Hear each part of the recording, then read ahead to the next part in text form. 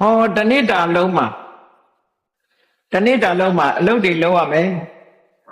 အိမ်ပြင်ထွက်ရမယ်လုပ်ငန်းကိုင်တာတွေသွားရမယ်လုပ်ရမယ်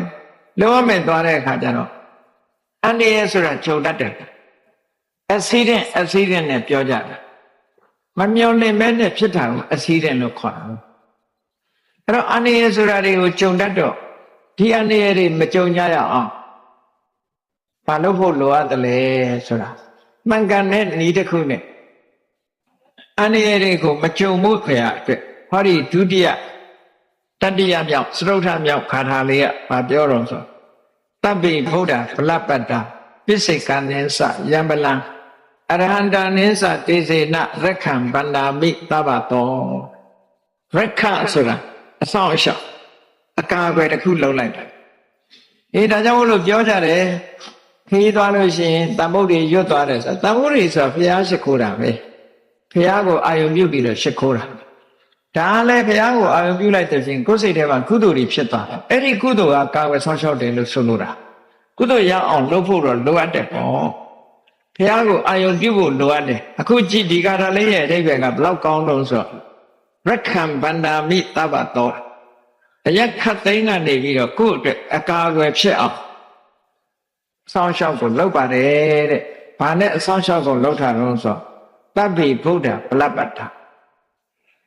ခရားတွေဆိုတာစွမ်းအားအမတန်မှကြီးတယ်။ကာယဗလညာနာဗလဆိုတာလို့စွမ်းအားကြီးတယ်။ခရားမှန်သမျှစွမ်းအားတွေအမတန်ကြီးတယ်။အဲ့ဒီခရားတွေရဲ့စွမ်းအားကိုအသုံးပြုပြီးတော့ဟုတ်လားအန္တရာယ်ခင်းမှုကိုစောင့်ရှောက်မှုကာကွယ်မှုကိုစီမံပါတယ်လို့ဒီလိုပြောတာဆိုလိုတာကမြတ်စွာဘုရားရဲ့ခုံကိုချီးကျူးလိုက်တာပဲတပ္ပိဗုဒ္ဓဗလပတ္တဆိုဘုရားရှင်တွေအားလုံးဟာ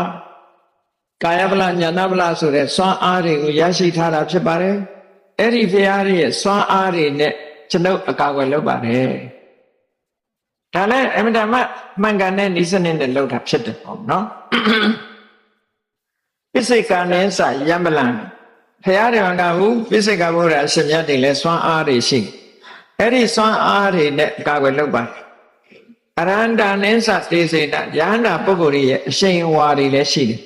အဲ့ဒီအရှိန်အဝါတွေကိုသုံးချပြီးတော့ဟုတ်လားကိုယ့်အတွက်အကာအကွယ်ဖြစ်စေပါတယ်လို့ဒီလိုပြောတာအဲ့တော့ဘုရားကိုချီးမွမ်းပြီးတော့ဘုရားရဲ့စွမ်းအားတွေရင်ထဲရောက်အောင်လုပ်တယ်တရားရဲ့စွမ်းအားဒီပိစိကဗုဒ္ဓရဲ့စွမ်းအားတွေရင်ထဲရောက်အောင်လုပ်တယ်ယန္တာပုဂ္ဂိုလ်မြတ်တွေရဲ့စွမ်းအားဒါအာယုပြုဖို့တော့လိုအပ်တယ်ပေါ့နော်လောကမှာပွင့်သွားတဲ့ဘုရားတွေအများကြီးရှိတယ်အဲ့ဒီပွင့်သွားတဲ့ဘုရားတွေကိုစိတ်ထဲကအာယုပြုလိုက်ပြုပြီးတော့အဲ့ဒီဘုရားတွေအားလုံးဟာစွမ်းအားကြီးမားတော်မူကြတယ်တခါပိစိကဗုဒ္ဓတွေပွင့်သွားကြတာလဲတာမဟုတ်ဘူးအဲ့ဒီပိစိကဗုဒ္ဓတွေရဲ့စွမ်းအားလည်းမတမကြီးမားတယ်လောကမှာယဟန္တာပုဂ္ဂိုလ်တွေဆိုတာရှိတယ်ယဟန္တာပုဂ္ဂိုလ်တွေမှာလည်းစွမ်းအားအမတန်မှကြီးတယ်အဲ့ဒီအရှင်မြတ်တွေရဲ့စွမ်းအားဟာကျွန်ုပ်တို့အဆောင်ရှောက်ဖြစ်ပါစေဒါအမတန်ကောင်းတဲ့အတိတ်ပဲဘုရားတရားတန်ခါကိုကိုယ်ကတတိယပြီးတော့